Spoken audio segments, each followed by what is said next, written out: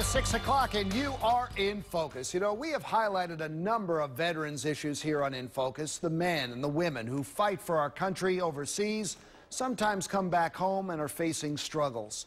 In Focus investigator Amy Aubert joins us now with a story of a veteran who says he's working to change that. Well, Jamie, I've heard it time and again from those who have served. Coming home and finding work, it's just not easy. According to the Bureau of Labor Statistics with the U.S. Department of Labor, Maryland had the highest unemployment rate among veterans in the country last year. A statistic one Navy officer says, unfortunately, isn't shocking. That is our Sicilian-style deep dish there. No matter the kind. But normally our slices are thin crust New York style. When it comes to authentic pizza, Joey Vanoni knows his stuff. I've made 1 or 2 pizzas in my day. 1 or 2 pizzas over the course of 6 deployments throughout the Middle East and Southwest Asia. When I was out in Afghanistan, they actually built me a small coal-fired brick oven. And then on Fridays, I would bake my unit about 10-inch pies. It was the same story in 2006 when he kneaded the dough underwater. It's like working on a submarine in here.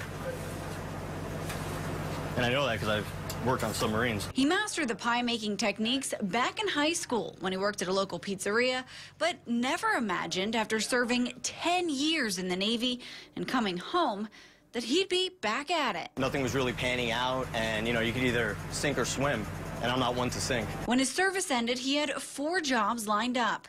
Facing the sequestration and government shutdown, the veteran says his opportunities vanished. I'm checking all the boxes that the military and society tells you need to check, right? Get your education, do your service, everything will pan out. And then it wasn't panning out. He attended veteran-oriented career fairs, was studying to complete his master's, and scrolled through online job searches every day. Looking around and seeing some of my buddies in the same position, I was mind-blown. It wasn't long before post-retirement plans of opening a pizzeria were now moved to the forefront. That's why I call it quantum leap. It's like a mental shift to say, you know, I got to move away from this and move towards something else. For Vanoni, it meant getting back to work. When I put this on, I feel like I'm putting on my uniform when I'm on duty. A new uniform and patch that tells a story.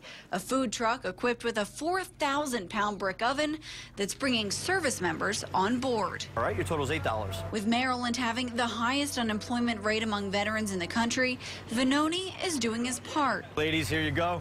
1 for each of you. He opened the mobile restaurant a year ago and has since given 4 veterans who couldn't find work a job. That's kind of how I felt at the time. Like, here I'm moving to like an unknown future. A mural painted on the rear of his truck, he says, tells his story.